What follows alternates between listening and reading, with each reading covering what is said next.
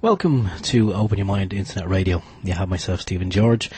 Apologies in advance because when I started the live broadcast with Walter Graham on Sunday, the 22nd of September, I did forget to record the first couple of minutes of the broadcast for the podcast. So I do apologise in advance. However, we shall continue on with the rest of the podcast and hopefully it doesn't distract from your enjoyment too much. Again, apologies, and thank you.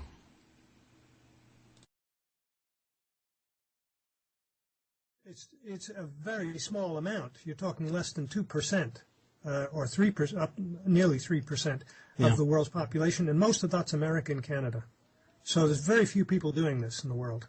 And now there's even fewer because it's being banned all over the place, and places are stopping and taking it back out. Yeah, and we took it out for a number of reasons, or we stopped it here in Northern Ireland.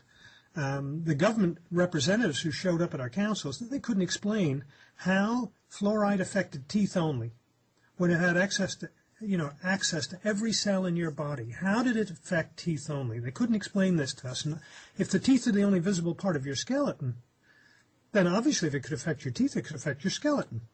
It's been accused in every country that it's been put into of causing osteoporosis and arthritis.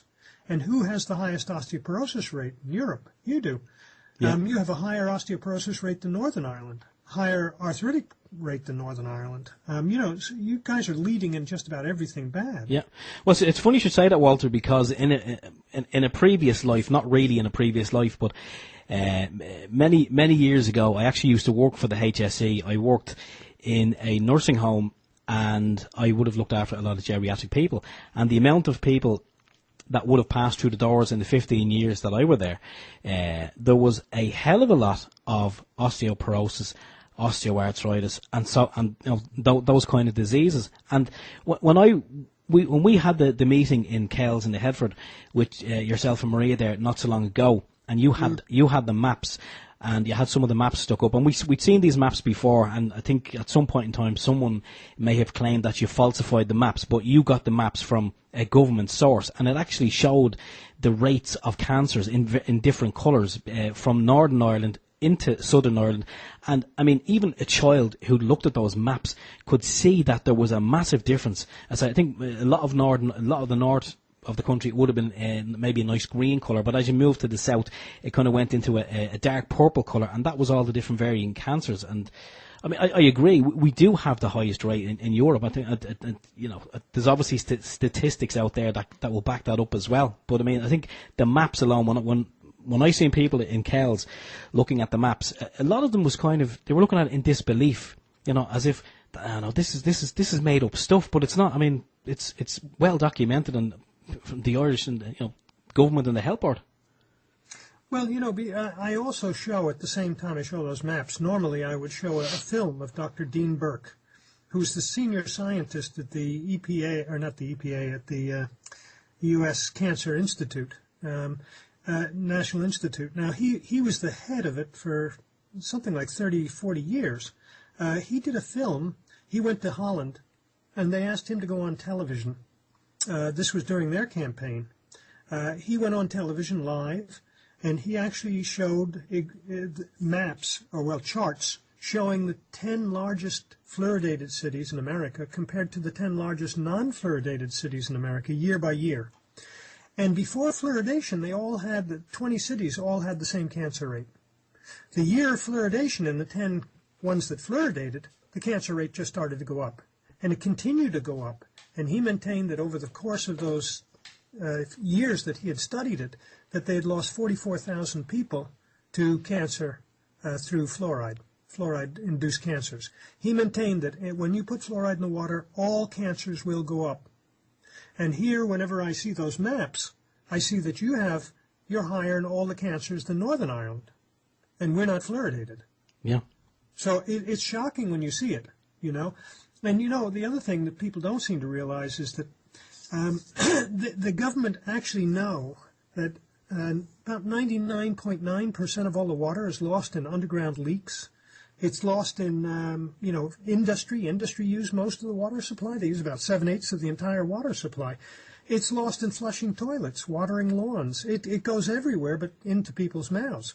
99.9% of it's lost wastewater.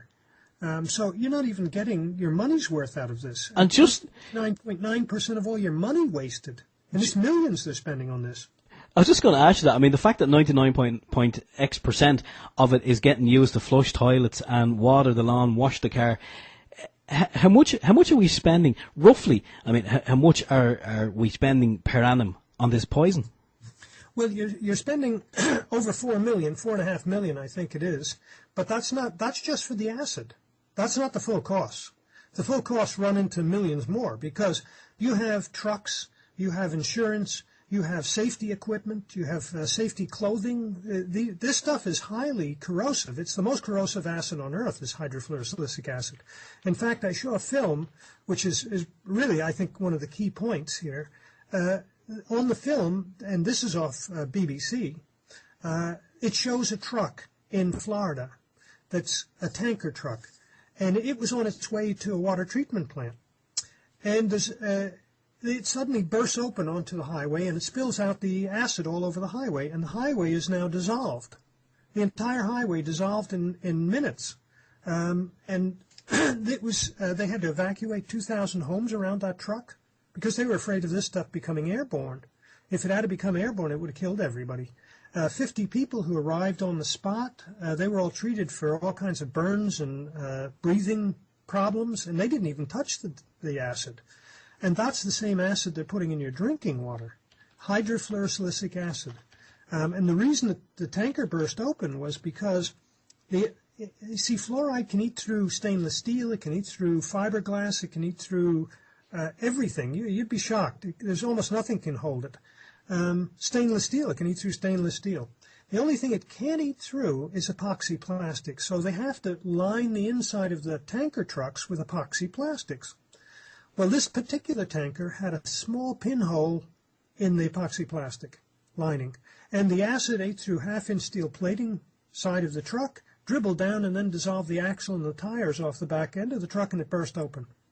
And this is the same acid they're putting in your drinking water, and it's an industrial waste product. It's got uranium in it, it's got strontium-90 in it, it's got mercury, cadmium, chromium, aluminium.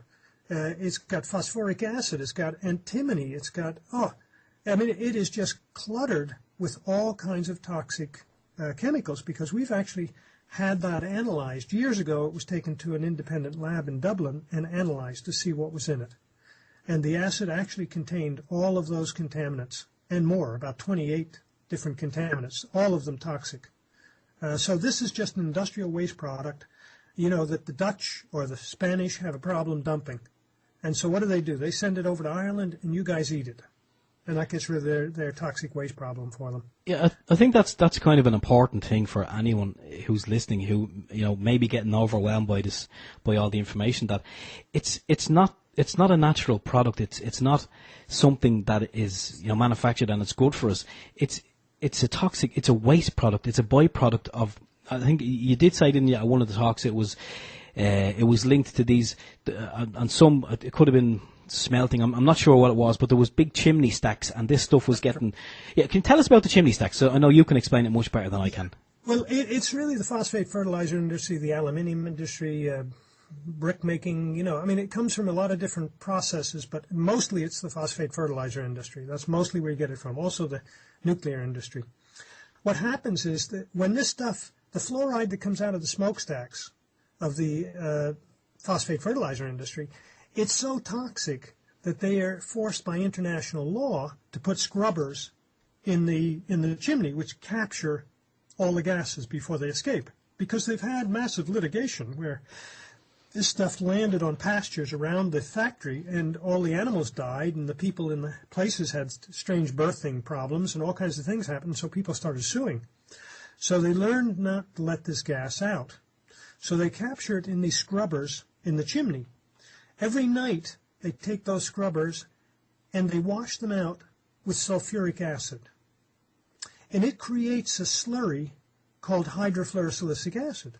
And so all the contaminants that are in that slurry every night are now captured in this, or out of the chimney, are now captured in this slurry. And then they take that slurry without doing anything to it, without filtering it or doing anything to it, directly to a water treatment plant. And they put it straight into your drinking water without any treatment at all. Without any treatment and without any consent.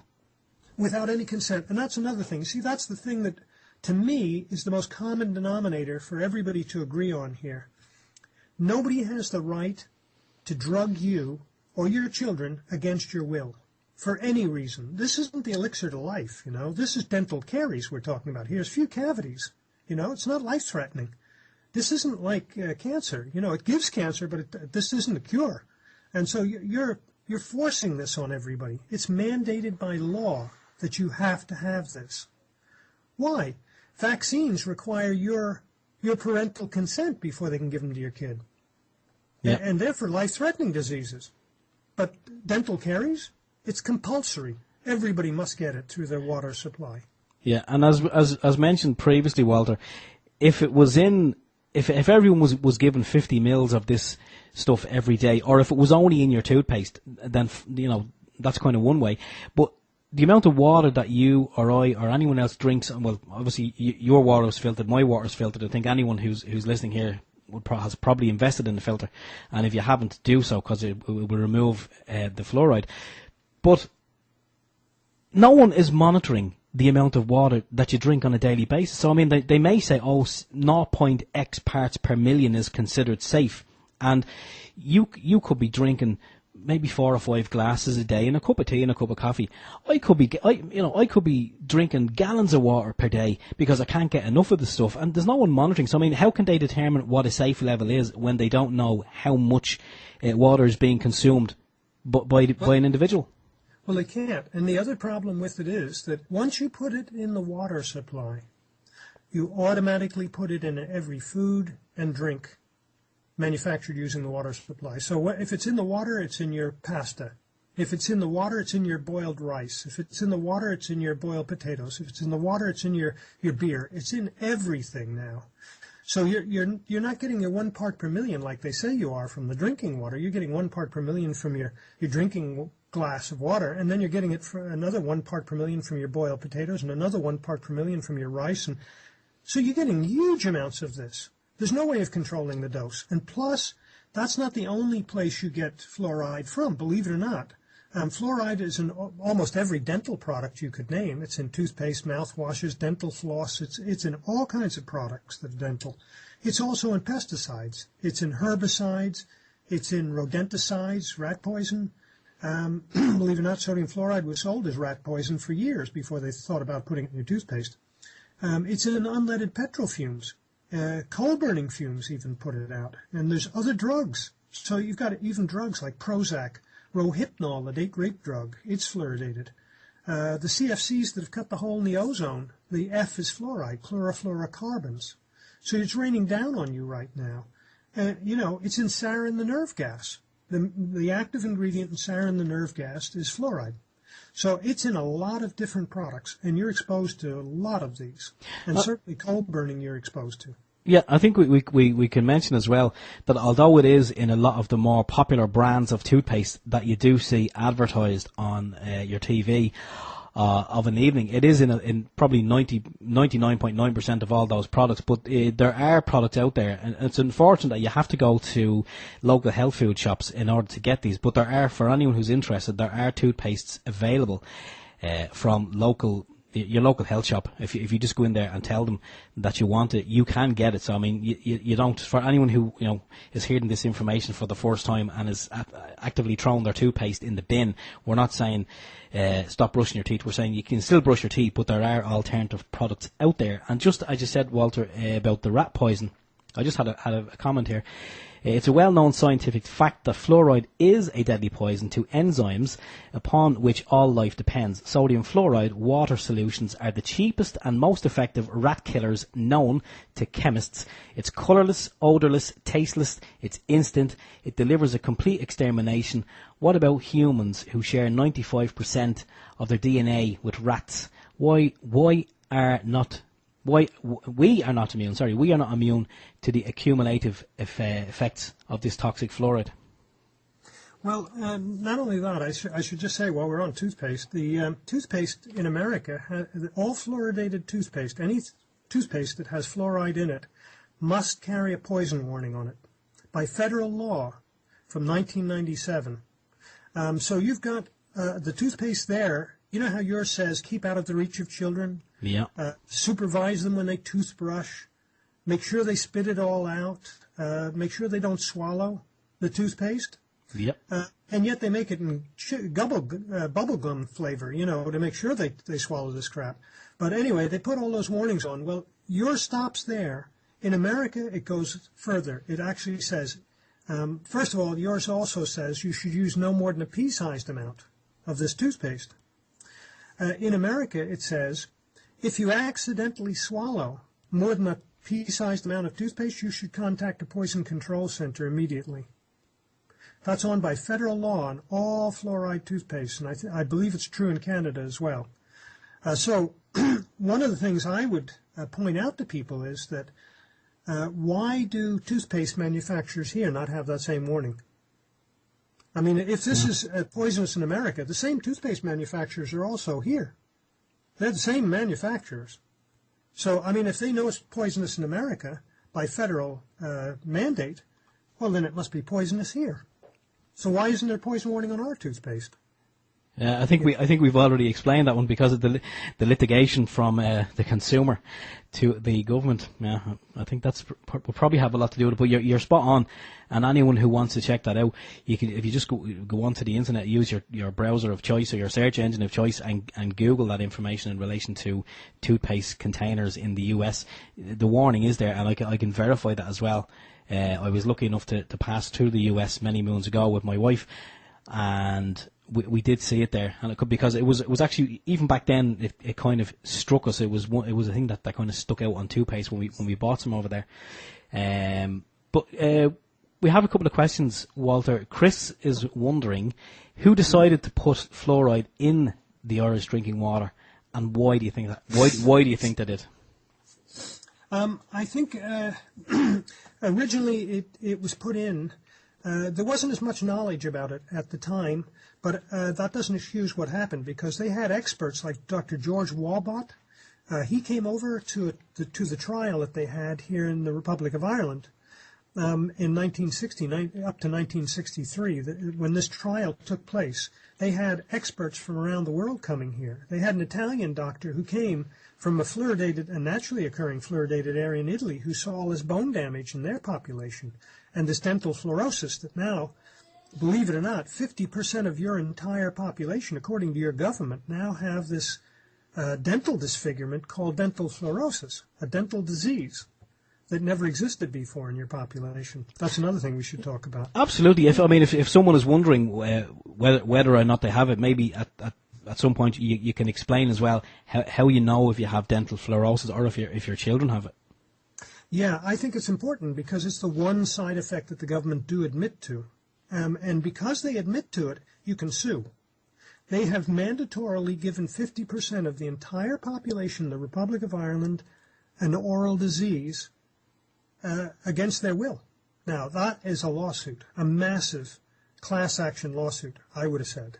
Any lawyer out there listening to this, I would say, get one kid with dental fluorosis and start running into the court system, and you'll find hundreds of them, if not maybe 20,000 of them out there with dental fluorosis, and start suing, because this is it's a no-brainer. They've actually admitted, the government admits that it does this. But getting back to when the government did this and why they did it, I think it was under pressure from America. America was trying to get rid of its toxic waste, and America was trying to prop up water fluoridation, and the rest of Europe was rejecting it. And they had very little hope of getting this spread. So I think they turned to Ireland in the hopes of getting somewhere an ally to put this in their water system so that they could then go, well, look, everybody's doing this now. I think that's really why it started. And they had, the American government sent over all their experts, what they would call experts, government experts on fluoride and chemistry and stuff like that. They sent them all over for free to testify at your trial. Now, why would the American government do this? They care for you that much, you know? But there you go. That's what they did. And so you then ended up, your court case was lost, and Gladys Ryan, the housewife who took the case, was actually taking it on freedom of choice, that nobody had the right to drug her against her will, that she should have the freedom to choose, which in any society, everybody would agree to that. And yet you don't have that choice now. They found against her. And so for the last 49 years, you guys have been drinking this stuff, one drop at a time in your drinking water. Now for dental fluorosis, what I'd say is that dental fluorosis is a condition that appears as usually in the first teeth of this, certainly in the second teeth it'll be there in children. That's where it first appears. And what happens is you start seeing these little white flecks near the bottoms of the teeth, the tips of the teeth, running horizontally across the teeth. They're white flecks that appear, but when they're put under a scanning electron microscope, they're not just white flecks. They're thousands of little craters and little holes that have been dissolved through the enamel of your teeth. And they eventually start turning brown.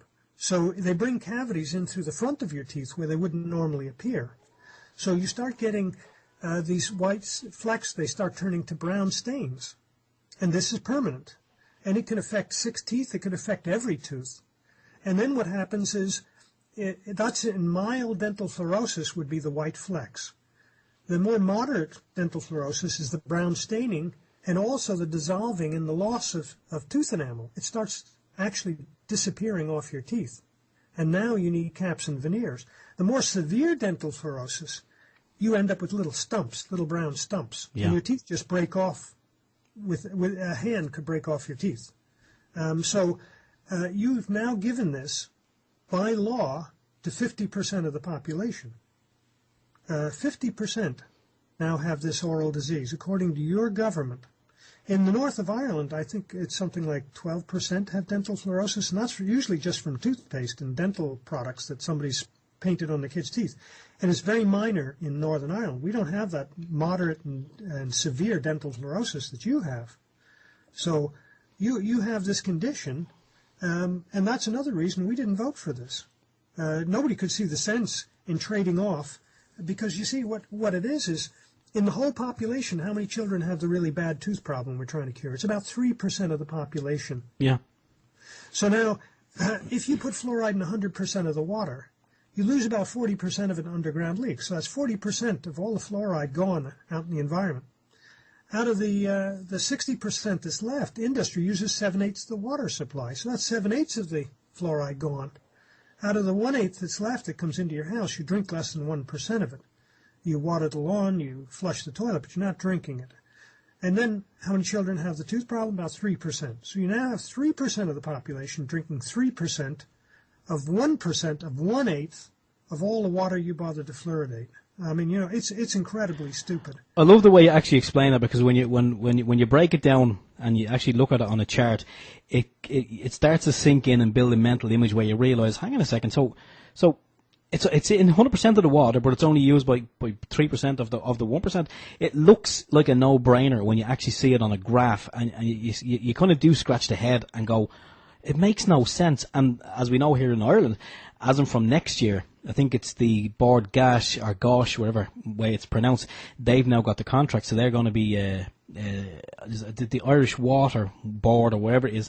So from next year, they're going to be they're doing it this year. They're installing the meters, and I think as in from next year, they're going to start charging us for our own poison. I mean, someone said it before. It's like the government. If the government wanted to give you a good kick up the backside, they'll let you pay for the boots, the best quality boots that you can get for them to do it. So I mean, they want to poison us. They know it's a poison, and now they're spending millions on it, and they're going to pass on that to the consumer. So we effectively will be paying for our own poison. And if recent events is anything to go by, the only way we can really protest in this country, as you know, is by not paying. If someone is trying to force something on you and you say, well, I'm not paying for that. So now, with say the recent events, you can't even do that anymore, because if you decide I'm not going to pay for this, then the government bring in the revenue. And the revenue will say, well, okay, you don't have to pay for it. We're going to take it out of your wages or your benefit. So you'll pay for it one way or the other.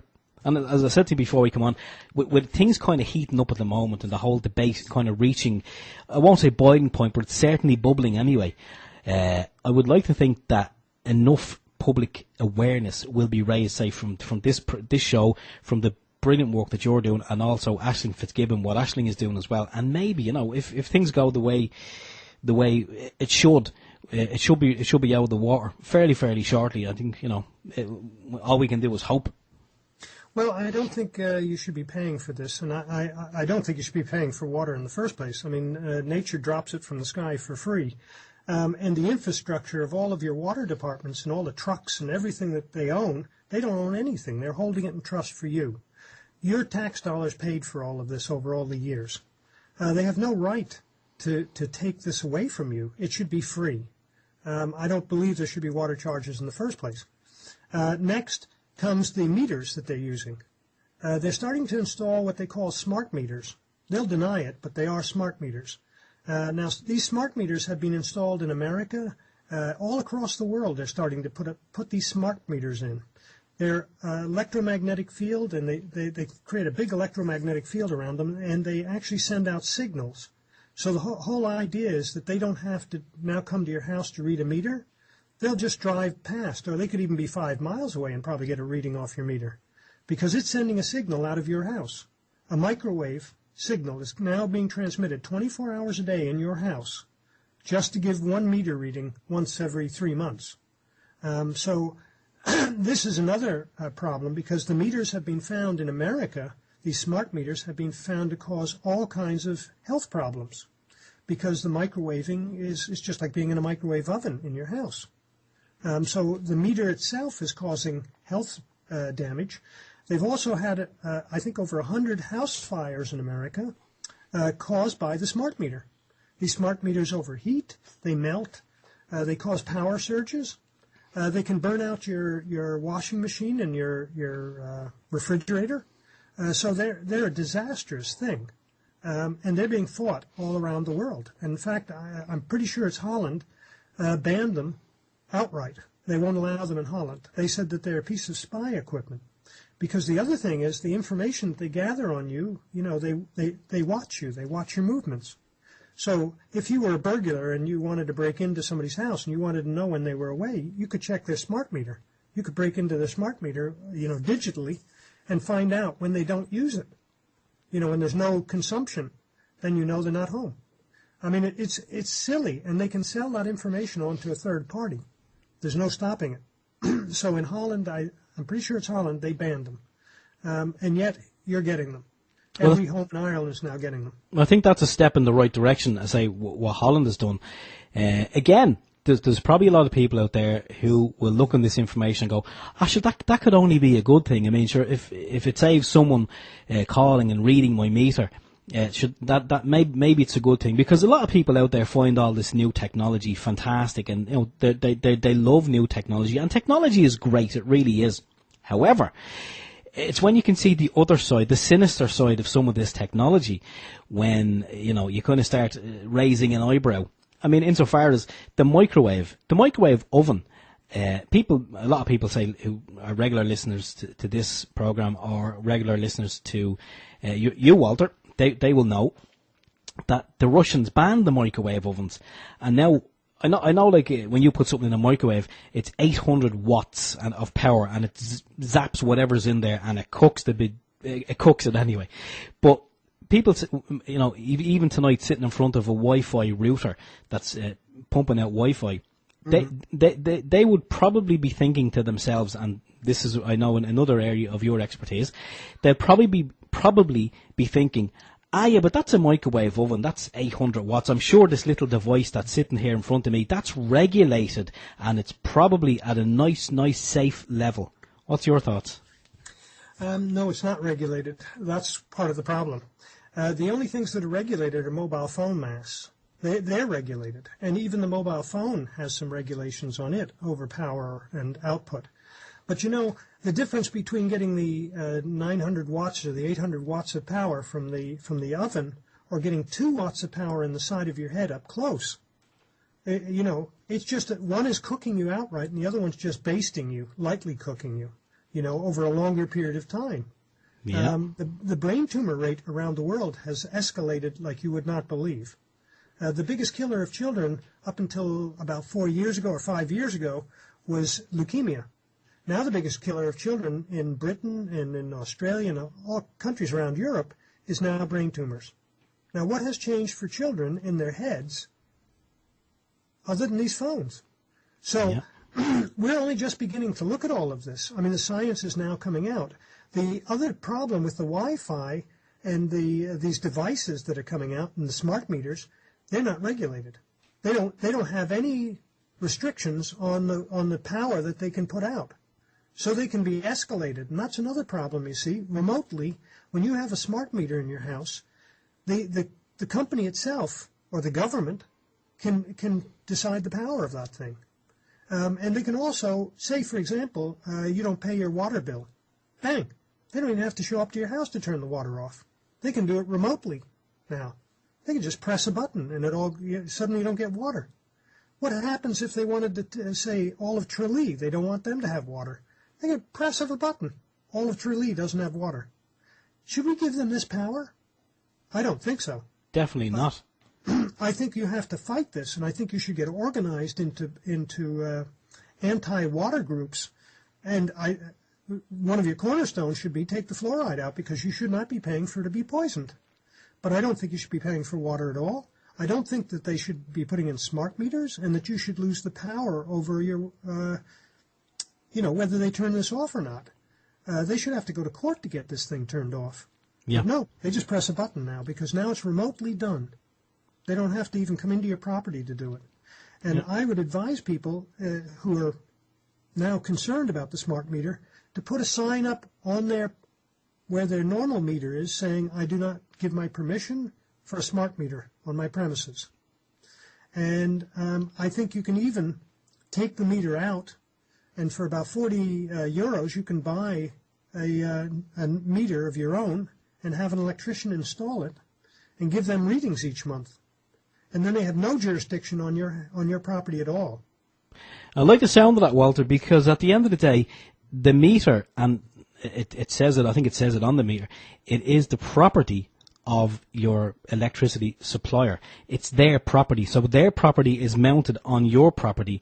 And we all just, because we've grown up in a society where we've always had electricity, well, not always, but you know what I mean. So people kind of think, you have to have a meter, and sure, that's just the way it is. And, I mean, this is kind of new information, and I know you mentioned this to us before. So, if you get your own meter, you can have an electrician install it.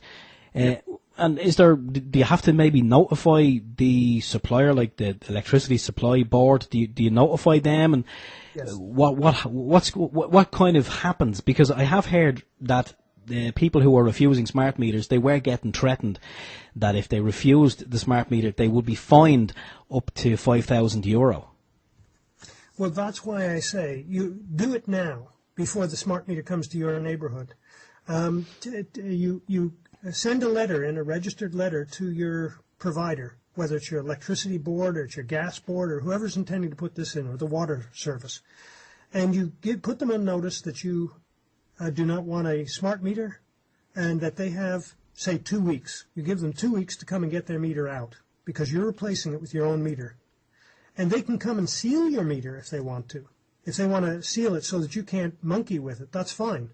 Allow them to seal it. But you put in your own meter, and now they have no right to come on your property at all. See, the only right they have is because it's their meter. Yeah. So give them their meter back, put your own meter on, and then tell them what the reading is. If they want to come in and read it, that's fine. Let them in. Do you know anyone who has done this, Walter? And if so, how did they get on? Well, I've heard of 3 people who've done this so far, and it's starting to spread. And yes, they've gotten on fine. They've changed over their meters. Listen, the electricity company, they want to charge you. They don't care, how they do it. This is a government push, these meters. Yeah. It's not an electricity board push. It's the government push. Now, the electricity board, they love it because they don't have to drive out to your house, so that means they can sack half their employees, which is what's going to happen. You know, if I was in the electricity board or the gas board, I'd be quite worried right now. I'd be looking for another career.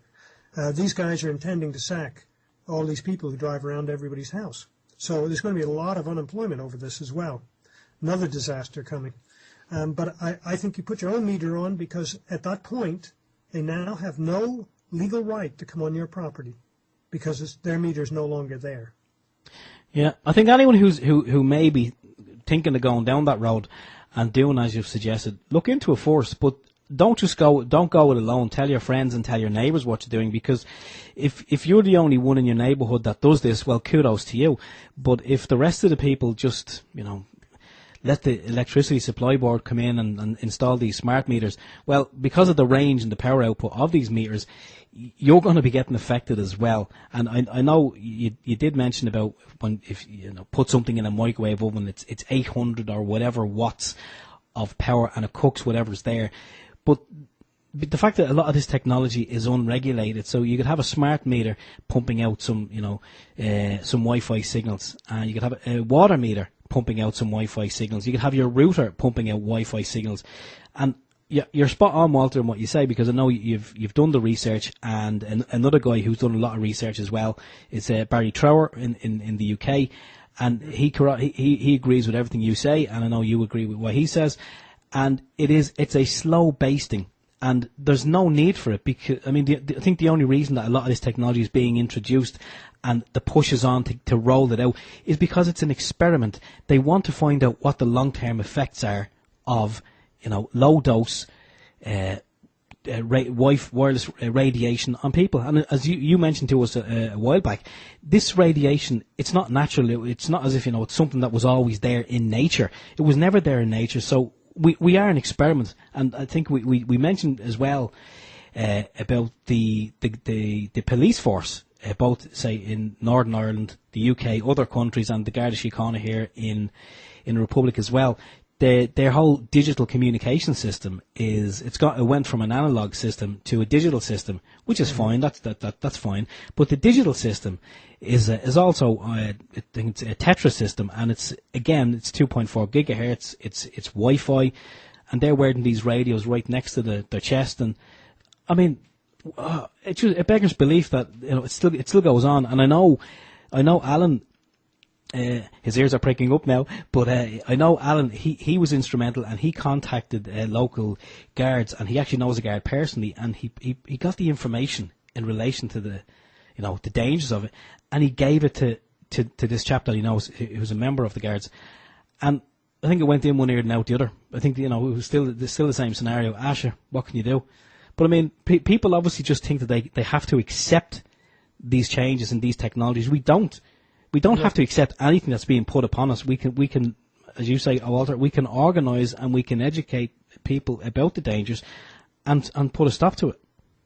Yeah, well, a couple of things struck me. One is that if you had a neighbourhood that was well informed, you could all chip in and buy wholesale smart meters for your water or your electricity or whatever there was. So you could get them in bulk doing that.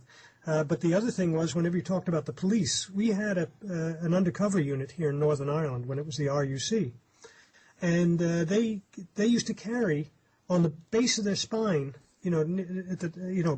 just at the crack of their butt, they had a little microwave transmitter, just like a mobile phone, strapped to their butt, and they used to pretend, these undercover guys would go into an IRA bar or a UVF bar and pretend to be locals and then record conversations and send them back to headquarters. And they'd be undercover for long periods of time, maybe months at an end, maybe even a year. Well, a bunch of them, and I think it was about 4 of them at one time came down with colon cancer. And it ended up, I think 7 of them came down with colon cancer. And it was this little transmitter was just next to the colon. And all of these guys were 32-year-old fit men, and they all came out with colon cancer. All of them died except for one. One guy survived, and he was retired out of the police on a disability pension. So what else could it have been? Their widows actually started suing for failure to warn about microwave radiation at the time. So, we don't know what all this technology is actually doing. We know there's scientific studies showing it does harm. There's tons of studies showing it does brain tumors. It's catastrophic. We know how much damage this stuff is doing, and yet it's being put in everybody's homes without any warning at all. People think it's a mobile phone, or they think it's a microwave oven. But the mobile phone is really just a microwave oven that speaks to you. Yeah, that's all. That's it. And the Wi-Fi unit, it's at the same frequency as the microwave oven. As you said, 2.45 gigahertz. It's the exact same frequency.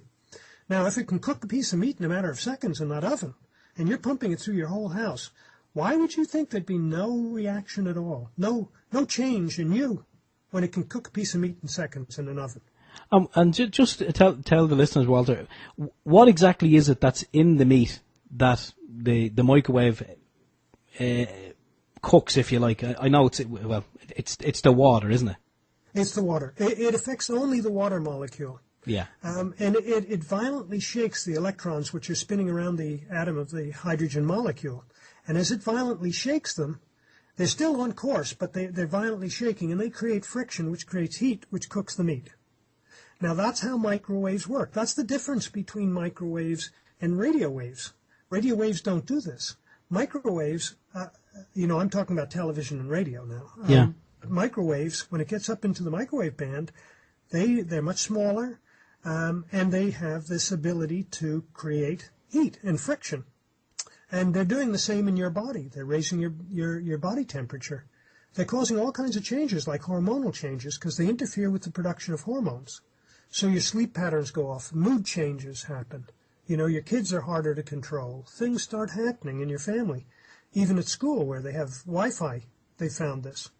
In fact, there was a school in England where one of the teachers got so ill from the Wi-Fi unit, when he went home at night, he was fine because he didn't have any Wi-Fi or any microwaves in his house. As soon as he came back to school, he almost dropped to his knees. They were forced to take the Wi-Fi out just to keep him at the school. And this has happened across Europe now. The Israeli government, another thing that they've just implemented, has agreed that if in any school in Israel there's a child who is sensitive to this, because there's now people who have what they call electrohypersensitives, they actually feel ill. Their skin heats up, and they start feeling ill when they're in any area that has microwaves. They're just more sensitive than the rest of us. So now in Israel, they have agreed that if there's one child in the school who's hypersensitive like that, they'll turn off the Wi-Fi in the school. Well, my thought would be, why have it there in the first place? I totally agree. Yeah. Kids appear. This is incredible. And, in Sweden, they have over 450,000 people on an actual register as being electrohypersensitive caused by wireless communication. So that's a recognized medical condition over there now, isn't it? Yes, they're actually paid compensation. Do you believe this? They're actually compensated. They get money for this. And not only that, their houses where they live are insulated. They insulate them, and they put protection up to stop the microwaves from coming in. They paint it with special paint, like titanium paint that has titanium in it, and it bounces the microwaves back off. They put up curtains that have special stainless steel wiring in them, and it bounces the microwaves off. If that doesn't work, the Swedish government actually take people and they move them up into northern Sweden, where they don't have hardly any of these signals, and then they give you a home up there for free. They've been doing this for years because the first country that had wireless communication was Sweden. So they've had it for years more than we've had it, and they have more victims than we have. But they're showing up here as well. There are a lot of electrohypersensitive people here, but it's very hard to get yourself diagnosed because doctors aren't trained in this. So they don't understand, And the basic law of physics is that every action has a reaction. I slap your face, you feel pain, your head moves. Yeah. That's a basic law of physics.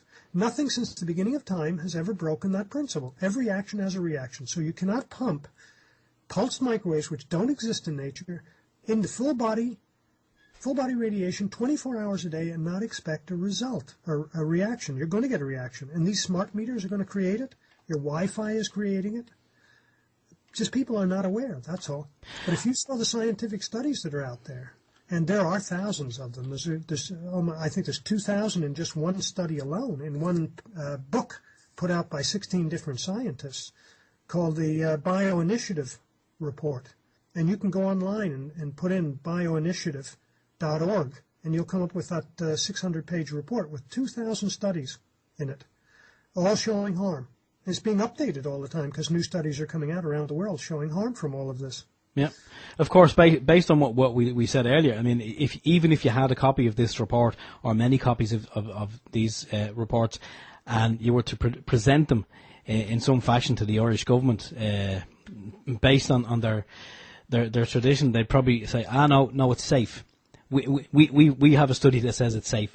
So I mean, what do you think is the best way, say, for people who are now outraged, not so much about the fluoride, but the Wi-Fi, because let's say there's some parents listening, they have it in the home. Well, obviously, if you have it in the home, switch it off, use a word solution. But what would you say to parents who have young children in schools who are now, after, say, hearing what you've said, taking it on board, are horrified? What advice would you give to them in relation to dealing with the school, dealing with this issue? Only because we know we've been kind of going through this similar process, and the schools don't really want to. They don't want to engage. Yeah, well, I found the same. When my children were going to school, and now just out of school, when they were going to school, I approached the principal of the school that they were in. I gave him a copy of the Panorama program. There was a Panorama program came out about Wi-Fi called Wi-Fi a Warning Signal. And they had scientists on there from different institutes around the world, all saying it caused harm, and they knew it. So I took that Panorama show and I gave it to the principal, and I said, if you cannot tell me that this is wrong, I want you to turn this off. And I also brought a meter with me that made it audible, so I could show him where signals were going through the school, where there was a police station not far away that was sending signals in. I could show him his microwave oven leaking, everything. So I did that. The other thing I would say to do with the school, and it has worked in different parts of Britain, threaten lawsuits. Because they don't have insurance. Believe it or not, their insurance does not cover for microwave damage. No insurance company in the world now is covering for microwave damage. So if you were to suddenly bring a lawsuit against the school, they're not covered. It's the principal. The principal has given permission for that Wi-Fi unit to be put in the school. So it's not mandatory? It's not mandatory. They choose it. It's being offered to them, and then they're choosing to take it. Yeah. So the principal themselves is actually vulnerable to a litigation. And they don't think so. They believe that they have insurance. But you force them into researching it, and they'll find out that they have no insurance covering them at all. It's the principal's own home he's putting on the line. It's his salary. It's everything, his savings. He doesn't realize that. That's all that's happening here. And so I would threaten litigation. The other thing I would definitely do, I did it at my school. I got an appointment to meet with the Parent Teachers Association, and I did a presentation to them. I gave them the reports. I showed them that this didn't make sense. I talked to them about the dangers of this, and so on. And then the Parent Teachers Association backed me on this as well. That's the fast way of doing it. And if at all else, you can at least take it to the other parents and get a bunch of them to start complaining and joining you in this. Just when you actually met with the Parent Teacher Association, Walter, and you presented them with the information, did you meet with any kind of people who didn't believe it and wouldn't believe it at any cost, or were they fairly receptive to the information? Well, I was surprised. You see, I had actually made the appointment before I went and saw the principal, and then I got to see the principal, and he agreed to turn it off. So whenever the Parent Teachers Association meeting came up, I really was thinking of not bothering because I'd already gotten it turned off at the school, but I went to them anyway because I'd made the appointment. And so I told them, I'm just going to tell you in 10 minutes what the dangers of this are, and you can believe it or not believe it. It's up to you, If you want to keep it in your homes, that's fine by me. It won't hurt my kids. I don't have it. And I gave them a talk. And over the course of those 10 minutes, they got incredibly agitated. They realized something was wrong. And I was there for 2.5 hours, talking only about Wi-Fi and microwaves. And the next thing you know, they all started taking it out of their homes, because I found out from my own kids, because kids would come up to my kids and say, boy, whatever your father said, my mobile phone was taken off me. We lost our Wi-Fi out of the house. All kinds of things changed in everybody's home that was at that meeting. So they took it seriously, for whatever reason. I have no idea. I guess I was just very convincing on the night. Yeah. But it got it stopped. And as I say, you can easily do this in any school. But you have to be persistent, get a number of parents involved, get to talk to the Parent Teachers Association, get them to put pressure on the principal. The principal has to give in. Really, there's nothing in it for him. He doesn't make any money out of this, so why would he want to keep this going? And he runs all the risks. He just doesn't know that. That's the big key to this. He's actually liable. Yeah, the only thing that I've noticed it in my son's school, and also the chap that I work with, he's noticed it as well in his daughter's school, and it's the fact that they're now introducing, and obviously again technology, this is obviously the way forward, they're introducing the iPads, not even the Android tablets, but the iPads, and they're talking about this is going to be the new revelation. You won't have to carry books anymore. All work will be done on the iPad, and as we know, the iPads they're wireless, they're a Wi-Fi device. And I actually don't know genuinely if there's a way of hardwiring these into a school. But I think anyone who's concerned maybe we should look into that. But hardwired computers or laptops in schools, if they're going to be using technology, hardwired. Because we can obviously you can't see the damage that's being done. You can't see, smell, or taste, or touch this Wi-Fi. And I know that there is an experiment that anyone who's concerned can do, and I think you confirmed it. I'm not sure if you confirmed this. I know I've done it, and Alan's done it as well. A lot of people think, look, I don't believe a word of that, and I'm going to keep on using my microwave. My microwave doesn't leak anyway, but I know you've done tests to the contrary, and I think that the door on your microwave, it's supposed to keep microwaves from travelling from one side of the door to the other.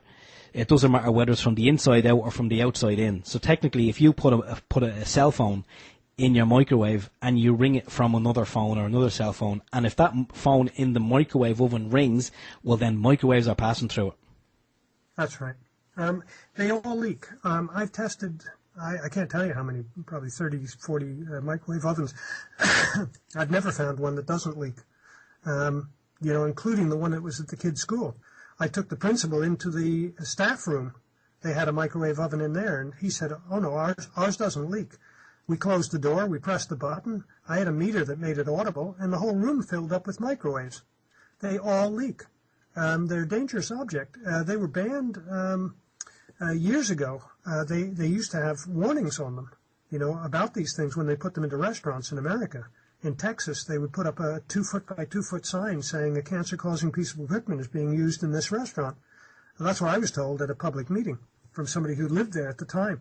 So they've known for a long time that microwave ovens are dangerous. And as you had said earlier, the Russians actually banned them in 1976. They banned the microwave oven because they said that the food that came out of it caused cancer in animals, and that they would cause a loss of nutrition in the food. About 40% of the nutrition gets lost through microwaving as well, as compared to normal cooking. Yeah. So, in a socialist country, that is huge. And as I mentioned before, we actually seen a study. It was just one of these, a kid on YouTube done a study. They had some water that they microwaved, and they had some fresh water, and they grew 2 seeds in little plant pots side by side. The only difference is when they were watering them every day, one got the microwave water, one got the regular non-microwave water. And over a period of time, it could actually be seen. If the seed that was watered with the microwave water, it didn't grow as well as the other one flourished. So even that's proof that it does change the molecular structure of the water. And, I mean, to be naive to think that, well, if you drink the water or if you eat the meat or whatever is cooked in the microwave, that it's not going to have a knock-on effect. I think, it's very naive to think that way. Well, they had a large experiment that happened. There was a woman who went in for a minor operation in a middle America somewhere. She was young, maybe 32 or something like that. I don't remember. She was in her 30s anyway. She went in for this minor operation. They decided to give her a blood transfusion. And when they normally give you a transfusion, they heat the blood to body temperature before they put it in, so as you don't go into shock. Well, with this, the nurse decided, instead of putting it in a regular convection oven, which is what they always do at the hospital, she decided to heat it to the same temperature in a microwave oven, which she did. And then when they put it into this woman, she instantly died. She went flatline. And they couldn't revive her. And there was nothing wrong with her. She should have been fine. And when the doctors had the blood analyzed, they found that it was no longer human and that they could not support human life. It had shattered all the DNA in the blood. The microwave oven had shattered all the DNA. And it's doing that in your food as well. The food that comes out of a microwave oven is molecularly different than the food that comes out of a regular oven, a conventional oven. Yeah. And to prove this, there were 10 scientists in Switzerland who read about this woman who had had the blood transfusion, and they decided to do an experiment using themselves. And they stayed in a resort, a closed resort in Switzerland, I think for a month. And they ate nothing but food that was either cooked in a microwave oven, thawed in a microwave oven, or cooked in a conventional oven. And they didn't know what they were getting, when they were getting it, who was getting it. They were all had numbers. So it was a double-blind study. At the end of the month, when they looked at the blood, because they had the blood taken out 15 minutes before they ate and 15 minutes after they ate, and it was analyzed in a lab, and they found that every one of them, if they even took thawed food from a microwave oven, their white blood cell count went nearly flat as soon as they took it. And they stayed, their blood cell count stayed down, that's your immune system, stayed flat for a number of hours after they ate. I think it was 14 hours after they ate, something stupid like that. So the food has an effect on your blood. It has an effect on your immune system. This isn't the same as normal cooking. That's the case.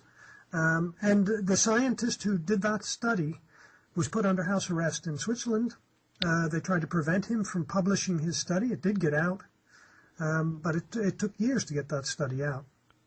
And this is the tragedy of what's happening here. People are being prevented from finding out that the things that they're exposed to are extremely harmful, like the fluoride, like the mobile phones, like the microwaves, like the Wi-Fi, like now they even have baby monitors, which are now wireless and microwave, and you're putting that near your baby's head. Can you imagine what a tragedy this is? And when you think about a baby's skull, it's not even, hasn't even begun to form in real terms, and you're putting something like that beside it. It's amazing stuff.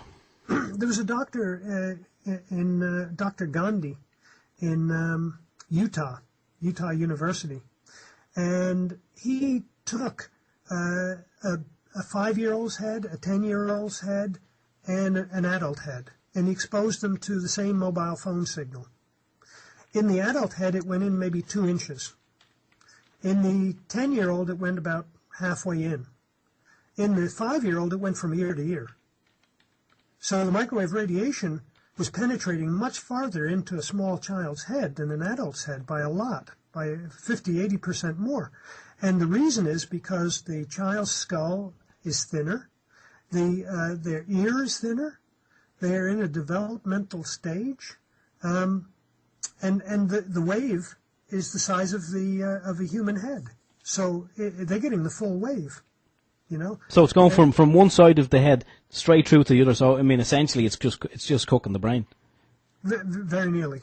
And now we have the biggest killer of children being brain tumors. What's changed in a child's head in the last 40 years? That suddenly now, in the last 10 years, they're all dying like flies from brain tumors. Yep. It's these devices. And now we have baby monitors we're putting up against their heads. Quite astounding.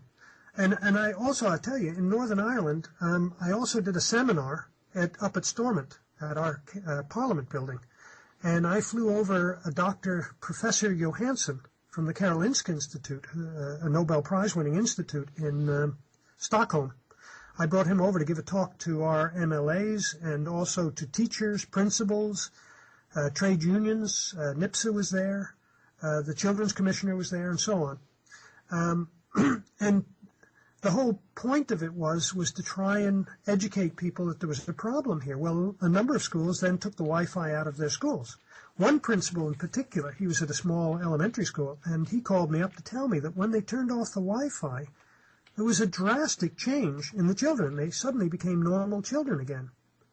So it had been creating little monsters out of these kids, you know. They'd been becoming more hyperactive, more aggressive. It does mood changes. You see, as I say, it interferes with hormone production.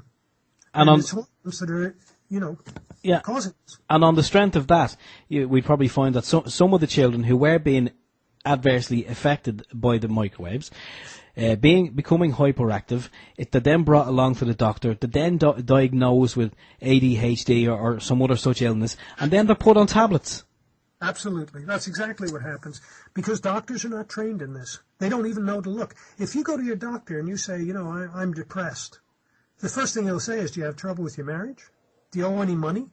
He won't be going, do you have a microwave oven, or do you have a Wi-Fi unit in your house? Are you using your mobile phone a lot? He won't ask. He doesn't even know to ask. Yeah. They're not trained in this. It's a whole specialist field. So these guys have no idea.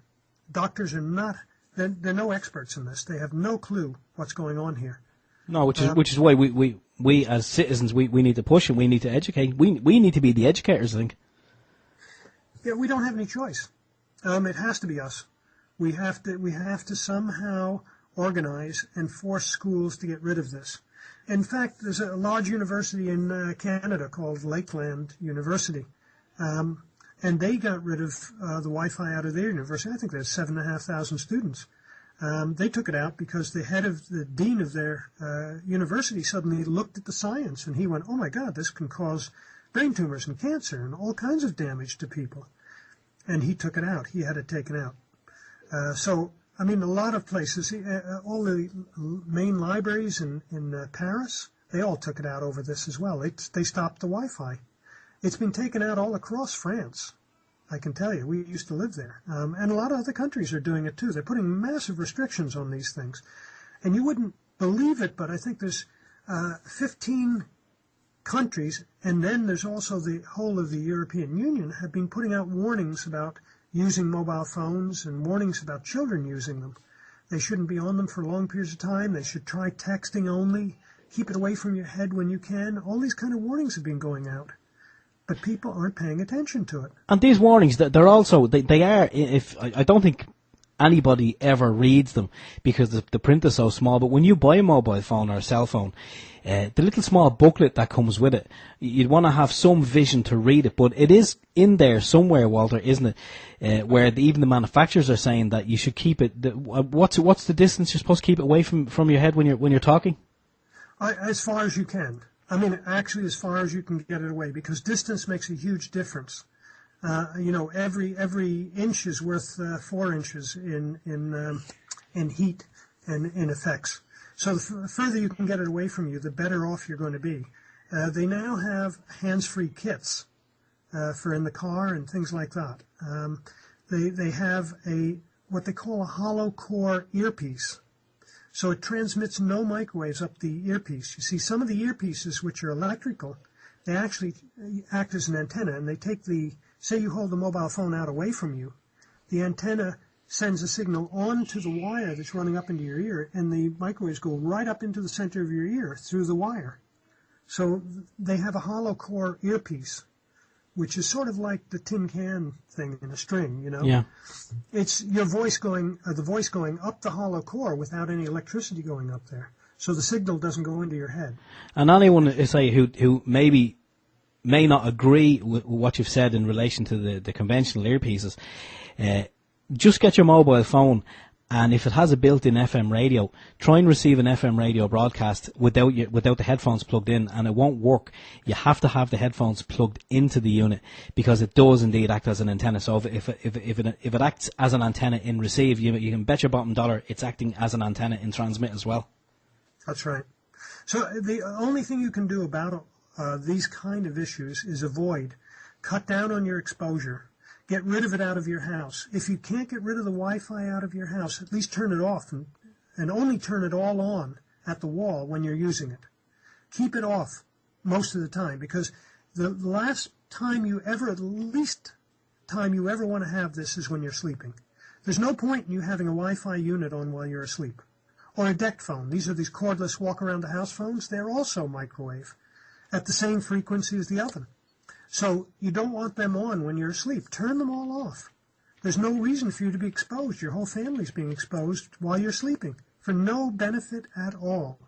So I would turn all this equipment off.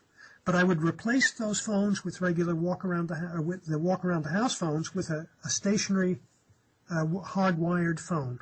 They're very cheap. You could go to Argus and get one for like €9. That's right. Yeah, I mean they are so cheap it's unreal. And based on a previous conversation that we had, both Alan and I, with you, when we came across your information first, and we hooked up. Alan had DECT phones. I had DECT phones. As soon as we had finished speaking with you, I got rid of them. He got rid of them as well. And it's amazing, even just doing that, you feel like you're being proactive. And of course there was a few complaints from the kids, oh, what do you mean I have to stay in the one room when I'm on the phone, but even that, they got over that pretty damn quick, and I think as well, children are very, very important as being part of the education process, because as you know as well as I do, we send them into school, and a lot of parents rely on the school system to educate the child, but I think a lot of it needs to be done from the parents as well. And that's why any information that I would find out, even about, say, the Wi-Fi, the fluoride, I will always, as a parent, I'll break it down into bite-sized chunks that my children can understand, and then I will give it to them. And, changes are made in the home. I say the DECT phones are gone, the microwave is gone, even making popcorn. My young lad, he couldn't believe. How are we going to make the popcorn if we've no microwave? I got out the pot, I got out the popcorn kernels, and you could actually see it was like as I was introducing him to a brand new piece of technology. He couldn't believe it. But microwave comes from or popcorn comes from a microwave. But even at that, not so much him, but my 12-year-old daughter, she's learning information as well, and because it's explained to her in such a way that she can understand, then she can. And I always say, don't believe everything Daddy says. Look up your own stuff and talk to your friends and all that sort of stuff. But even then, recently, and this is kind of deviating ever so slightly, and it's kind of a different topic. The whole vaccine thing. My daughter recently came home from school with an information leaflet, and I think it was a one-page information leaflet and an application form, a consent form, for the HPV vaccination. I think it was the Gardasil, and because I'm lucky enough, and my wife is lucky enough that our minds are open, we had this stuff kind of researched a long time ago before this ever came up on the radar, and we researched the perils and the pitfalls. But when the information leaflet came in, we were able to then sit my daughter down and explain to her about this stuff and what was in the vaccine, and that people had become very sick. And we then said to her, we don't think you should get it, but at the end of the day, we're going to leave that up to you. And she then had the information from us and the information from whatever was in the leaflet. She talked to her friends, and she came in an evening there last week and said, all my friends are getting it. And we said to her, well, do you want to get it? And she said, no, I can't believe they're still getting it. I've been telling them all, what you've been telling me, and I can't believe they're still getting it. She came home from school on Friday, Walter, and she told me that a lot of the kids who had got it, either in the classroom or on the way home from school, leaving the school, had been sick and fainting. Amazing. there have been so many side effects to that Gardasil, it's unbelievable. And you know, the doctor who invented it has gone public. She's gone into the medical journals. She's gone into the press. And she's declared that it does not protect you against cancer. And it was never designed to protect you against cancer. All the information that the drug companies are putting out is not true. The government's putting out is fraud. She says it doesn't work.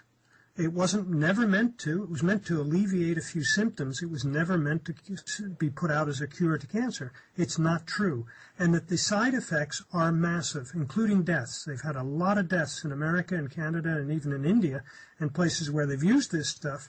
Children have died and become seriously ill through this particular vaccine. I mean, none of the vaccines are safe. They don't have any proof at all that these vaccines are safe or that they work, believe it or not. It doesn't appear like that when you look at it because all these doctors are saying it's perfectly fine, but you have to do your research here. That's the problem. We are so busy in our lives, we don't do research anymore. But you have to know. You wouldn't buy a car without kicking the tires, taking it for a drive around the block, getting a mechanic to look at it, you know, and then reading up about how much they should be costing. You'd know everything about that car before you bought it. But whenever you put something into your kid's arm, you do no research at all. You have to do research. You have to look at this. There are plenty of sites telling you of the dangers of vaccines, plenty of them. There's a Dr. Russell Blaylock, Dr. Russell Blaylock. Yeah. He has a site. You can go on his, or you can go to, what's his name? I'll come to it in a second. He has there's a doctor's site that has information about this. There's also, you know, Robert F. Kennedy Jr. Yeah. He was Bobby Kennedy's son. He's now grown up. He's a lawyer. He went on NBC. You can see him on YouTube talking about the dangers of the vaccines and the fact that he got transcripts to a meeting between the vaccine manufacturers and all of the government agencies who are supposed to monitor them. And it was a private meeting. Nobody was supposed to be recording it, but somebody did. And at the meeting, they actually presented the case to the vaccine manufacturers that the studies now proved that their vaccines were causing autism, fibromyalgia, all these different things that we're now experiencing, that it was the vaccines that were causing these. And the vaccine manufacturer, after about an hour of this, said, okay, now that we know what's causing this, how are we going to hide this from the public? And they spent the next 2 hours working out a strategy of how they were going to bury all the scientific studies to prevent the public from finding out. Now, that's what's going on out there. Yeah. And now he went into Rolling Stone magazine. He put a whole article in Rolling Stone magazine, Robert F. Kennedy Jr., and he put in the transcripts, clips out of the transcripts so that you could read for yourself what they actually said. And he's a lawyer. Now, he would not have gone on NBC and said that on public air if it wasn't true, if he couldn't prove this. He said there's absolutely no scientific studies proving these things safe. There's none proving them effective, and there's a lot of proof that they all do harm. But people don't believe it because it's been spouted for years that it's great for you. Yeah. The website I was going to tell you about was Dr. Marcola. Ah, yes. Dr. Marcola. Does he have a first name? Yeah, I only ever call him Dr. Marcola, but yeah, he does. Yeah, no, because it is. I actually love his work, and I've seen him in so many videos, and in all of his videos, he just refers to himself as Dr. Marcola, and I wonder, like, I often used to wonder, kind of jokingly, is that his Christian name, Doctor? Yeah, could be. But that other chap you spoke about, Russell Blaylock. Russell Blaylock. I actually seen him. He's on another video that's available out there called Aspartame Sweet Misery, and he exposed. Well, he was instrumental as well in exposing all the dangers of aspartame. And I know there's another show right there because that's in so many things as well. Yeah, he also was the first person back in the I think it was this 70s or something, or the early 80s, whenever was it Gerald Ford tried to implement the swine flu vaccine, making it mandatory in America, in all schools, and everybody was supposed to have to get this swine flu vaccine. And Dr. Russell Blaylock went public denouncing it, saying that if you do this, you are going to get thousands of people with brain damage, because every time you get a vaccine, this is a little known fact, but every time you put a vaccine into your child, they automatically get brain swelling. And once they get brain swelling, they get brain damage. Now, it's on most kids, it's on a very small scale, and you don't notice it. There may be nothing turn up for them. But some kids, it creates paralysis. It can create all kinds of other new conditions they never had before. And long term, these vaccines stay in your system, and they come back maybe in 40 years' time and create a cancer. That's what's happened with the SV40 virus, the SV40 virus. That was the Salk polio virus that they used, a monkey virus. We watched a doctor's program where they showed that 40% of all the tumors of adults over the age of 50, I think it was men, who had died of it, or who had gotten a tumor and died, when they took the tumor and they analyzed it in each of the states in America, there's a team of doctors who are in charge, they found that the SV40 virus, the monkey virus from the polio, was live in the tumor, in the center of the tumor. So it had stayed live for 40 years in those people.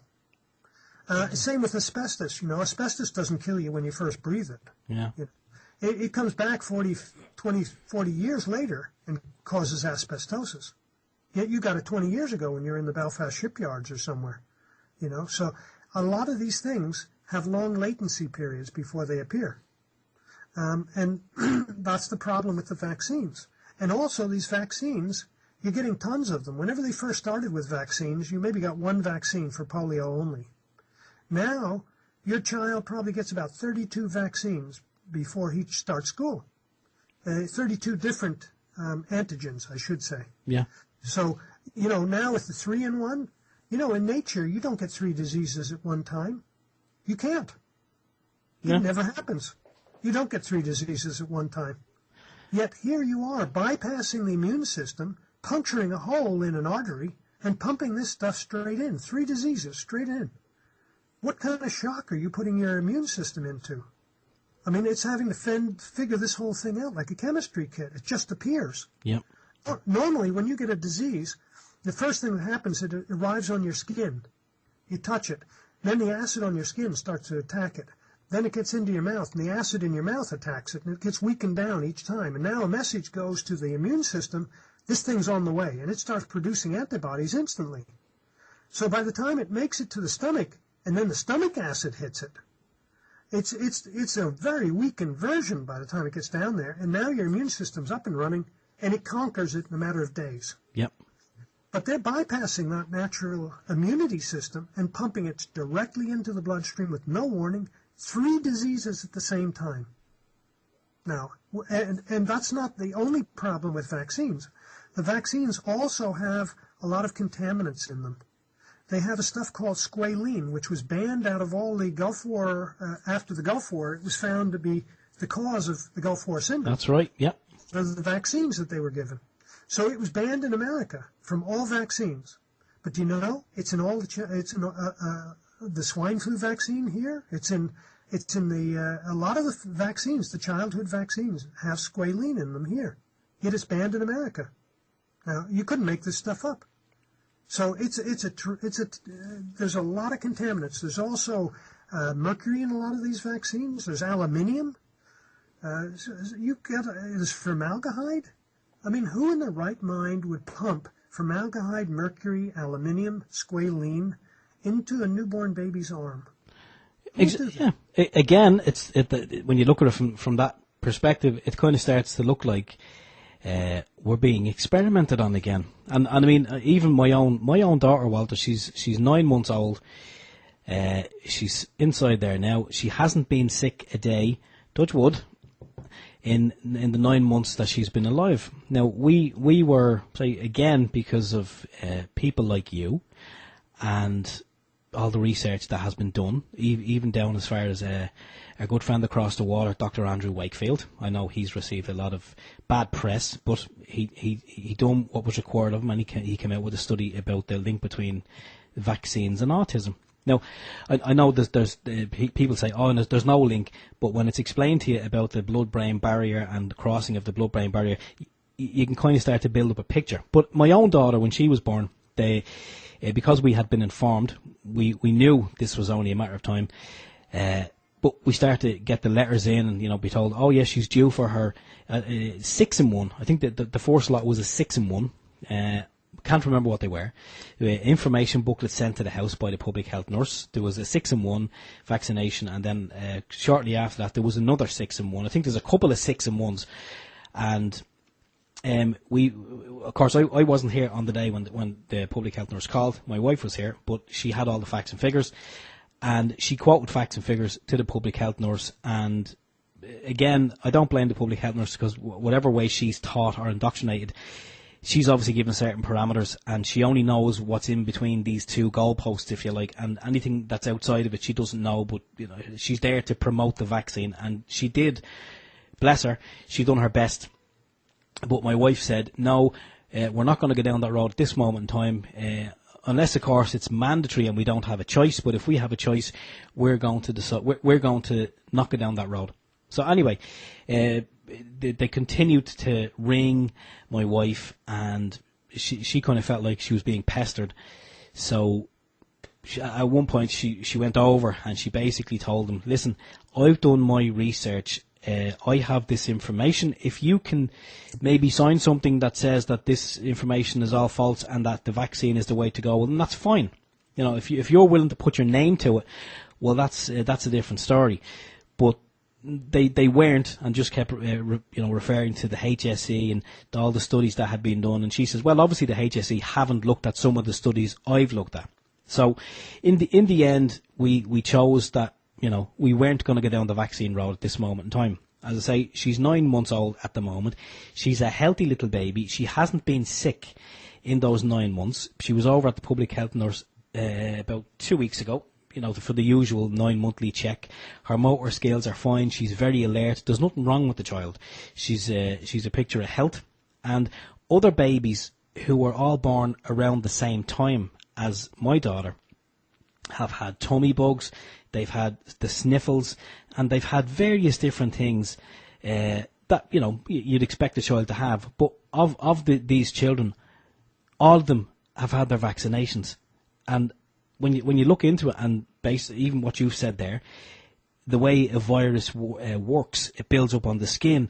There's an incubation period. Your immune system gets into gear, But just getting these injections straight in, it bypasses all that, and I think it does leave you with a weak immune system and leaves you wide open to anything and everything. Oh yeah, there's no doubt of that. I mean, if you had a river running past your house, this is what I had to do a debate against the doctor once on vaccines. That's where a lot of my information came from. I started studying at that point. If you had a river running past your house, and some truck pulled up and dumped in animal DNA into the river, and then another truck pulled up and it dumped in squalene, and another truck pulled up and it dumped in mercury and formaldehyde and aluminium into that river, would you drink from that river? Not a hope. No, of course not. Yet you're willing to put that stuff into your child's arm, and you expect it to be healthier afterwards. But then again, I say, look, I know parents who've done it. And no matter what you try and tell them, no matter what information you want to give to them, I don't know if it's maybe the fear of the unknown. Maybe they're afraid of the information that you can present to them. They're afraid to look at it because it shatters their whole belief system, everything that they've been told, growing up, that you must get this vaccination, you must get that. And maybe it's just too much information for them to take, so they would rather just plod along in ignorance than open their mind. And even there, as far as last Thursday, again, just kind of touching base on the HPV Gardasil vaccination, I was discussing this with a chap I work with, and he told me, oh yeah, my daughter had it. And I went, wow, did you look into it first? And he said, no, sure, it'll be grand. And I said, well, Jesus, how do you know it'll be grand? Anyone wants to stick anything into my child, I said, I researched the bejesus out of it first because I want to be informed, because I feel if you're an informed parent, you're a good parent. I said, anyone who just hands their child over to be jabbed with God knows what not, I said, I'm not saying you're a bad parent, but I said, you need to, as a parent, it's your job, it's your duty to educate yourself and be informed. So when you do get the consent form in, I said they give you the consent form for a reason, because once you sign it, I said, it doesn't matter what's on it. Once you sign it, then they're in the clear, because you've probably just signed away any rights that you had, that if anything goes wrong, whereby you can sue their ass. But then again, I say a lot of people, they're probably just afraid that of looking down this rabbit hole, and but the gas thing is they really should, but they just don't know it. Well, the first thing they should do is ask for the product safety sheet. Every vaccine in its box comes with a product safety sheet, and on that product safety sheet they have to admit side effects. Read it, because you'll be shocked. The one for polio actually admits possible death. Yeah. Oh yes, it's on the product safety sheet. But people don't ask for it. Doctors don't read it. They throw the box away with the product safety sheet. Normally they don't even read them. You need to read them. Ask for the product safety sheet. And the other thing that you did, which was the exact right answer, you present them with a form that says that this is perfectly safe and that there's no harm at all. But should there be any harm, and should these studies be true, they'll pay compensation, and then ask them to sign it. You won't find any of them signing it. No. They will not sign that. That goes back to, this is just after jogging my memory, Walter. Wasn't there some event or a seminar that you were at, I think you told us about it, where there was certain high-ranking officials from mobile phone industries, and they were all plugging about their products and how safe they were. And you done a similar thing, though, didn't you? You asked them to sign something to say that the product was safe, and not one of them would sign it. Yeah, I had a little form that said there was no harm at all, and that if there was any harm, that they would personally take full legal and financial responsibility for such harm. And I asked them, because I waited till they all said that they were safe, that there was no side effects at all, no harm of any kind from their mobile phone or from their phones. And then I went to each of them, and I presented them with the form. And I said, will you sign this? And they each looked away, and they said no. Every one of them refused to sign. And I used that for a long time. I went to public meetings all over Northern Ireland and the South, and I presented that form every time, and never once would any of them sign it. And wasn't there one of those guys on one of those meetings who, when you drill down, I think you told us before, when you actually drill down, he was there representing the company in obviously a CEO capacity, but even when you presented him with the information, he admitted he hadn't got a clue, because he was only kind of plugging or pushing information that someone else had told him. Yeah, they actually are just like PR people, and they have no information about this at all. He didn't have any idea whether this was harmful or not. One guy admitted that he was just a quantity surveyor who had been brought in to try and promote this. Another guy was a guy they brought over from Germany. He was British, but he was living in Germany, and he was like an electrical engineer or something, and they brought him over trying to sell this too. And whenever we confronted him, he said, look, I don't have the qualifications to even speak on this. That's when he was confronted. In his talk, he said it was perfectly safe, everything was fine. But as soon as I pulled out the form, suddenly he didn't know where he was. Everything changed. Everything changed. And then from that point on, whenever I confronted him over the safety limits that they were talking about, see, that's the thing people don't understand, that the government themselves have the safety limit, right? But it's based on cooking, thermally cooking a piece of meat, right? So they've taken what is actually a plastic fluid-filled doll, they've microwaved it with the mobile phone, and at the point it began to cook, actually sizzle, they backed off by a factor of 10, and that's your safety limit.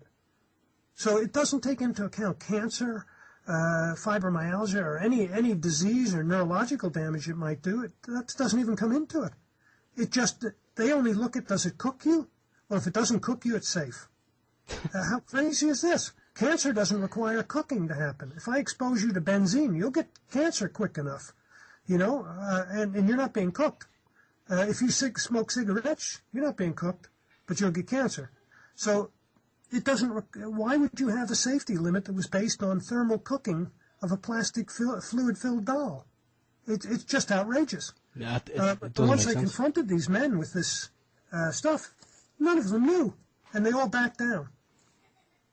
Yeah, again, as you say, they're obviously in high-ranking officials in their company, but even they don't know, they're just kind of like puppets.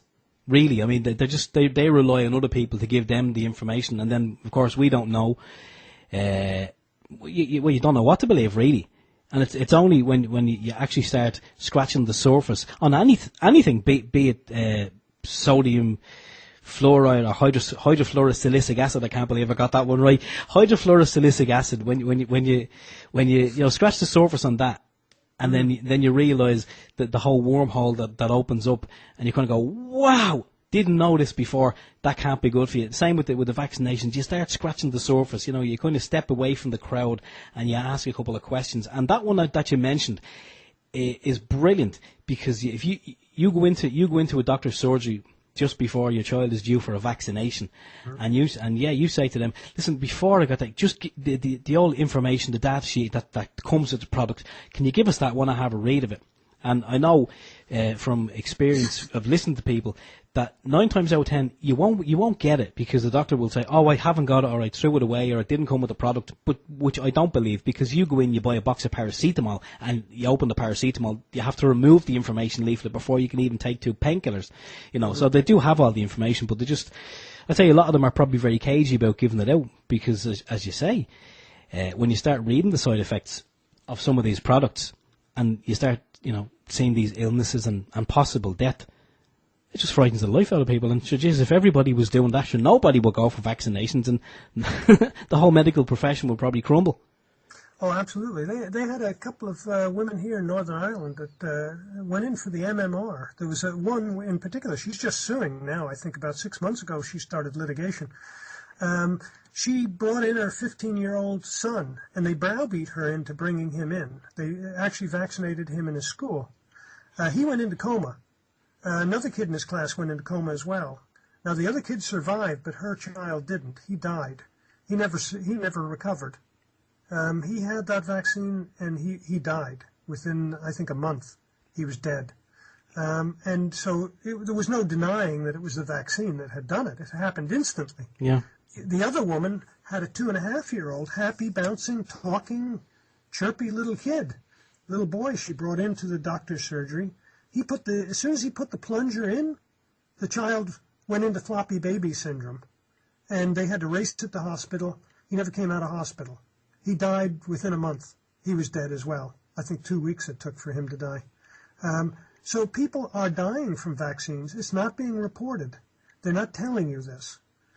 Because this is not good for business. Yep. It's as simple as that. And the people who promote this stuff, for them it's business. It's just business. Nothing personal.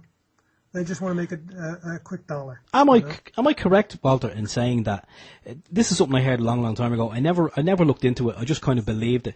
But I did hear that when a new product comes on the market, be it a vaccine or whatever it may be, that a lot of times they do go through testing. Sometimes they can look good, so they don't go through all the levels of testing, and they can be fast tracked onto the shelves in the pharmacies and doctor surgeries. And even in the testing, is it correct that if a certain percentage have adverse reactions, and if there are a certain percentage of deaths, once those deaths are under a certain level, then it's considered to be a successful vaccine once the deaths are below. So, I mean, they obviously expect deaths. Is that right, or am I wrong? Well, there's DVDs or videos you can watch online, on YouTube, of a doctor called Dr. Sherry Tenpenny, Sherri, Tenpenny. And she suddenly looked into all of the research that was done on vaccines. She was a researcher, and she was in an OR hospital situation. But anyway, she took a look at the studies. She asked the CDC, that's the Center for Disease Control in Washington, to give her all of the studies that proved that vaccines were safe. So they sent her the names of all the studies. She looked and read every study, and in every one, she found that there were adverse reactions, including a lot of deaths. And they just wrote it all off in the abstract. They said that in the view of the researcher, it wasn't caused by the vaccine. But there were deaths that happened in every one of these things. Yeah. And for crippling, heart problems and all kinds of things started to happen to children who these things were done on, but none of them were reported in the abstract. They were only in the main body of the study. And you see, doctors don't read the main study. They only read the abstracts. So this information isn't known to them. And most doctors don't read anyway about this stuff. They're too busy. They've got a busy practice. So they don't have time to read all this stuff. They don't even read the product safety sheet. But you should. That's the first thing you ask for. You ask for the product safety sheet, and then you ask him to sign a form. And between those two things, you'll figure out pretty quick that this is very dangerous, what they're about to do. That's why they need your permission to do it. Yeah, they need your consent. Okay. Because that changes the liability from them to you. Yeah. Okay, Walter, there's a lot of information there to digest, and I know that we do have some new listeners on tonight in relation to a group that are joining us for the first time via Facebook. So I'd just like to say to the people who are listening, for the first time, we're not scaremongering. We're not trying to frighten people. We're just trying to give information to people who need the information, because a lot of the time things are just being put upon you or forced upon you without your knowledge that it could be dangerous. And don't believe everything that you hear on the mainstream about the flu vaccines, that you have to get the flu vaccine because if you don't get it you might die. Well, chances are you might get the vaccine and you may have an adverse reaction to that. Just 3 comments, Walter, that I want to read out here. One is it came in a while ago from Jim. Jim says the chlorine they use to clean and disinfect water is just as deadly as fluoride. It's associated with heart disease, dementia, arthritis, etc.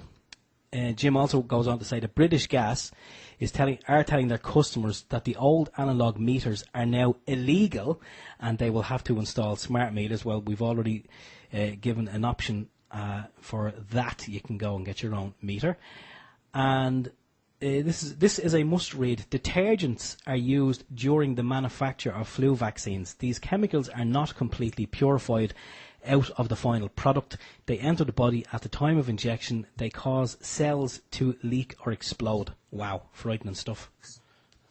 Yeah, I know with a lot of this, it all sounds very scary and but it's very simple. When you start, don't trust the government. Don't trust what they say. Don't trust pharmaceutical companies or these, because really they don't have, your health is not their prime thing. The bottom line is their prime mover. So you can't trust a company who has not health as their prime objective. And that's the same with the mobile phones. It's the same with the fluoride. All of these things come back to the government saying they're safe, the studies saying they're not, and them all being buried. The studies just don't get out to the public. So you have to do your research. Don't believe me. Don't take anything I'm saying as true. You look it up. I've given you the names of doctors who you can look up online. Dr. Sherry Tenpenny, you can look her up. Russell Blaylock, you can look him up. Dr. Marcola, you can look up his site. You can go online and look up about mobile phone stuff. You can go to bioinitiative.org. You can go to powerwatch.org. That's another site. That's just for microwaves and mobile phone stuff. For the fluoride, I'd go to fluoridealert.org. Fluoridealert.org. And there's tons of books written about these subjects being harmful too. If you look on Google and you put in vaccine damage or books, go to Amazon, you'll see there's been books written by doctors about the side effects that have happened, children being hurt. So it's out there. The information's there. You just have to start looking for it, and you'll start finding it. It's not just me saying this. Don't take my word for it. Do your own homework. I think that's very important, and I know you always say that you have done your homework. That's the thing. You've done your homework, and it's brought you to where you are today. You're essentially trying to educate other people, but even at that, you don't tell them to believe a word you say. You always encourage them to go off and do their own research, which is a thing that you don't see a lot of that in society today. Most people are telling you something and they expect you to believe it, hook, line and sinker. Even in schools, And this is kind of a little pet hate of mine.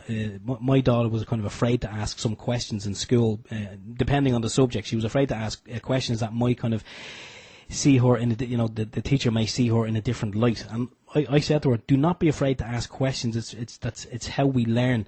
And the person who doesn't ask any questions will just believe anything that they're told, and always question everything. Doesn't matter what it is. I had my son come home from school one day, and he said to me, Dad, you're wrong about microwave ovens. They don't leak. I said, what? He says, my science teacher told me they don't leak. So I called up the science teacher at school. And I said, my son's after telling me you told him that the microwave ovens don't leak. He said, well, yes, that's right. I said, where did you get that information from? He said, it's on the curriculum to teach. I said, but it's not true. I said, and I actually went into your own staff room and proved yours is leaking at school. I said, now you find me one that doesn't leak. I've got a full spectrum analyzer here, and I can prove they all leak. I said, so until you can prove me wrong, I said, I don't want you to talk to my children like this and tell them this information. He was shocked. He had no idea. So these guys, nobody seems to have a knowledge about this stuff, and nobody does their own research. That's why I encourage everybody out there, take a look at this information. Don't just take my word for it or anybody else's.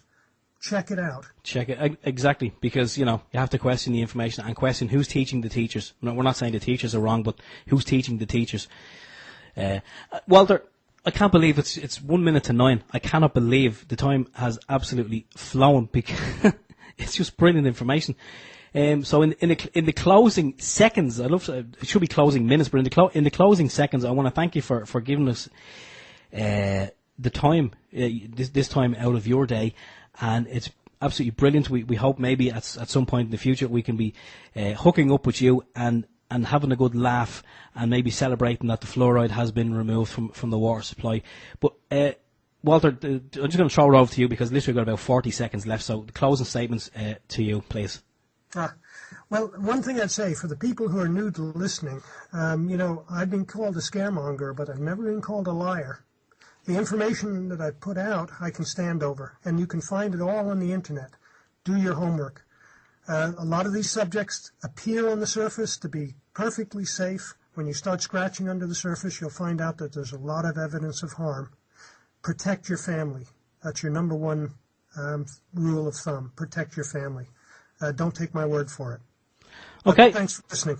Okay, Walter Graham, thank you very much. Just stay with us there, Walter, and again, I'm not sure who's going to be on next week, but you will get the email during the week. You'll find out who's on, and it wasn't bad.